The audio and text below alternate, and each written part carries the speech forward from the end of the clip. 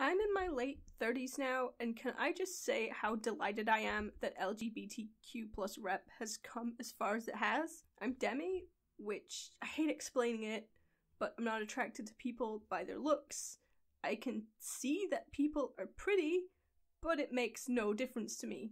I only found out that being demi was a thing a few years ago. Before that, I briefly identified as pan, and before that, I just knew I was somehow different, but I didn't know other people felt this way. When I was a teen, I didn't like anyone, and I would sometimes make up crushes just to seem like the other kids. Because they would ask sometimes, who do you like? You must like someone. Well, yes, actually, Julian from Shining Force 3, but I'm not going to tell you that. No. I had a lot of fictional crushes up until I had a partner. And even that, I got the impression that was strange. I think if I have one thing to thank Twilight for, it's bringing the fictional crush to the mainstream. But that's another video. Literally, go watch it. I grew up calling myself straight for a given value of straight because I did seem to be attracted to boys, just not like everyone else. And it was very confusing. I don't want anyone to tell me I don't actually feel that way, or that doesn't mean I'm not straight, that's not a thing, or try to tell me how I'm feeling is just this way how they feel really. I'm just misinterpreting it. No, I'm not. I felt this way my entire life. I'm not confused. And I have had a partner for about 10 years now, and I still work this way. Meeting the right person is the favourite comeback for aspec deniers. Meeting the one did not change how I felt. I spent a lot of my teen years and even early 20s just confused. It was like, I like boys, but I don't like boys. What's going on? Do I really like girls, but I just haven't met the right girl? Or I think I'm not allowed? Pretty sure I could like girls. I don't get it. I can like girls, by the way, but I'm way over to the side on the Kinsey scale. But I thought for years and years that I was broken somehow. I'm slightly terrified of talking about it for several reasons, and I do pin the blame on a total lack of rep growing up. If there had been some demi rep or ace rep, then I wouldn't have been confused, and nor would everyone else.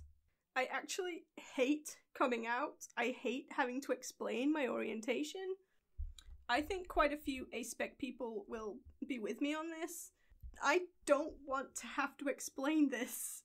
I mean, nobody wants to explain why they had a crush on a Sonic character. Okay, not so much aspec on that. But okay.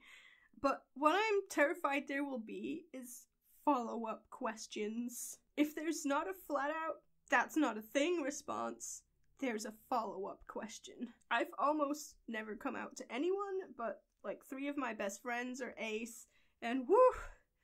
I will not repeat the follow-up questions they have had. Some of them are doozies. They're incredibly inappropriate, so I'm not gonna say anything. Please, if you don't understand being demi or ace, please just Google it. Google exists now.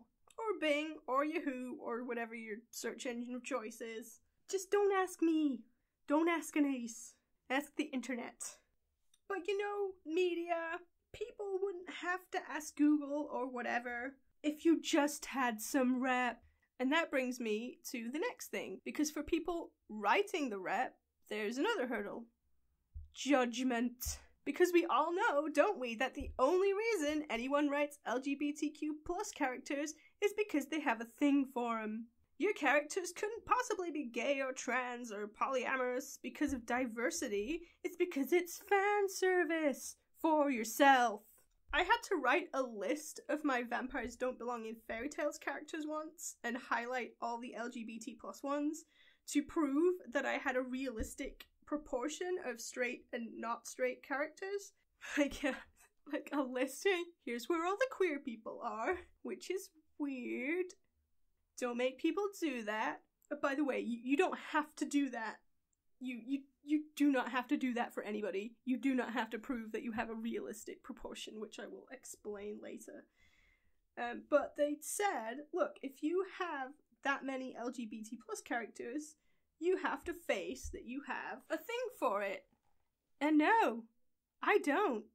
If you want to see the list, here it is.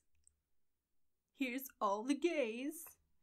I think the thing is, usually queer characters are shoved in the background, but mine are more front and center.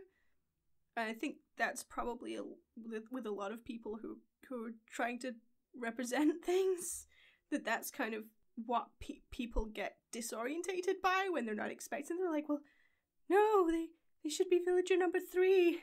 Why are they main person number 2 or number 1? Why? This doesn't fit with my personal worldview.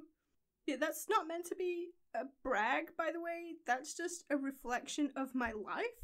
3 of my best friends are ace, 2 are bi, 1 is pan. I know 3 non-binary people, at least 2 trans women.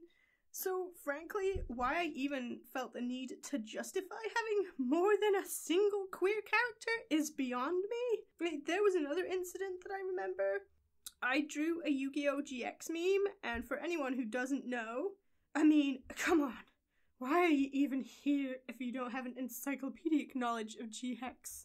What's wrong with you people? If you didn't know, there's a pairing fans like between the main character Judai and another boy called Johan. Johan appears in the same arc as one of the antagonists, Yubel, who is a non-binary demon jewel monster who used to be human and is in love with Judai and who Judai pledged his eternal love to in a past life.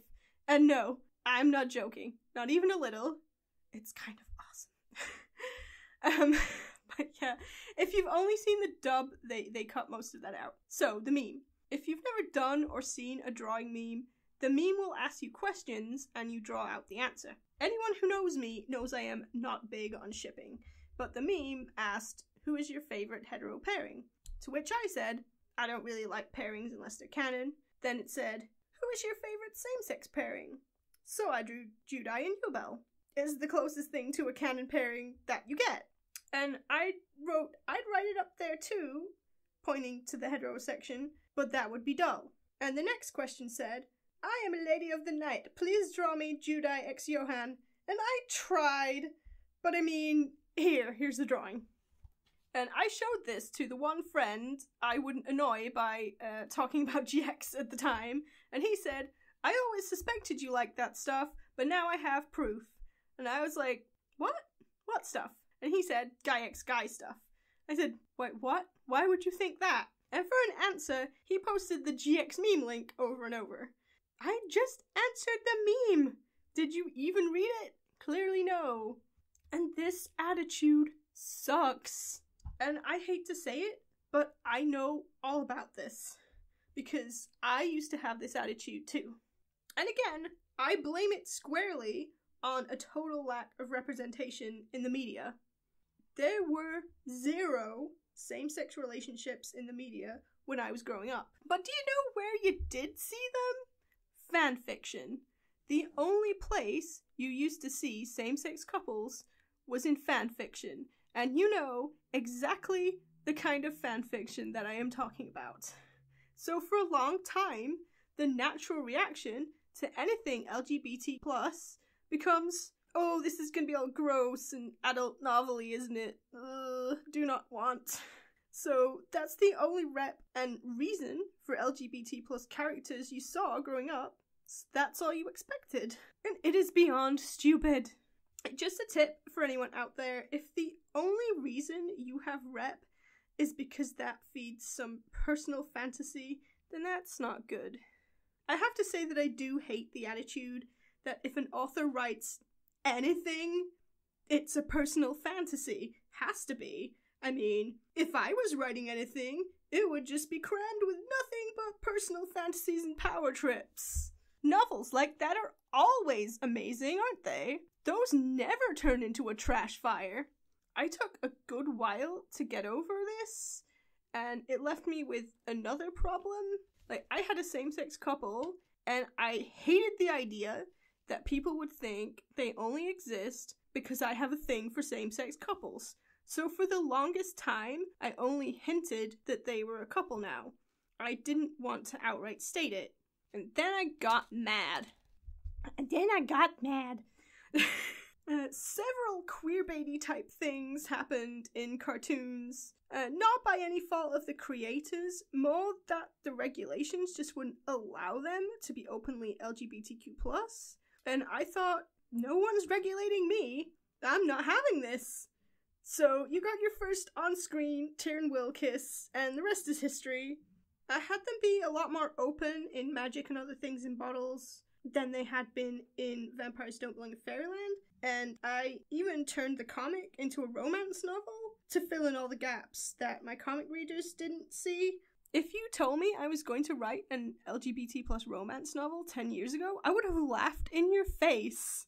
But I am very glad that I managed to shed that toxic attitude, and very glad that I know I'm not broken now. And to do both the above for other people, we need more rep. Stop complaining about it, stop calling it unnecessary, and stop seeing it as purely a personal fantasy thing. More rep, please. That's it. Have a nice day, nerds.